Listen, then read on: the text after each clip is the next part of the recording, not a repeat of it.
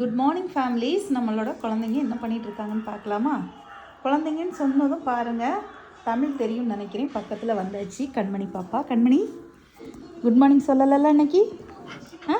Bruno மட்டும் தான் இன்றைக்கி குட் மார்னிங் சொன்னாங்க. நீங்கள் ஏன் சொல்லலை? திங்கள்கிழமைனாலையா? திங்கள்கிழமைனாலையா? ஐஸ் வைப்பா, நல்லா ஐஸ் வைப்பாங்க. 2 பேரும் என்ன நல்லா தெரிஞ்சு வச்சுருக்காங்க. அடுத்தனம்மா அம்மா கிட்ட எப்படி பண்ணால் என்ன கிடைக்கும், அப்படி தானே? இப்படி ஐஸ் வச்சா பால் கிடைக்கும், அப்படி தானேம்மா? அதுக்கு தானே இந்த ஐஸு. உங்கள் வீட்டு பெட்டை எதுக்குங்க ஐஸ் வைப்பாங்க? எங்கள் வீட்டு பெட்டெலாம் பார்த்தீங்கன்னா பாலுக்கு தான் ரொம்ப ஐஸ் வைப்பாங்க. ஏன்னா காலை டைம் வந்து கொஞ்சம் பால் குடிக்கிறதுக்கு ஆசைப்படுறாங்க. கொஞ்சமாக தண்ணி சேர்த்து தான் நான் என்ன செய்வேன், பால் கொடுத்துட்ருக்குறேன். ஏன்னா தண்ணி சேர்க்காமல் அவங்களுக்கு கொடுத்தோம்னா அவங்களுக்கு பால் கொடுக்கக்கூடாது பொதுவாக பெட்டுக்கு. என்ன பண்ணுறது, இவங்களோட அன்பு வந்து பாலுக்கு அடிமையாக இருக்கிறாங்க. அந்த பால் கொடுக்கலன்னா அவ்வளவுதான்.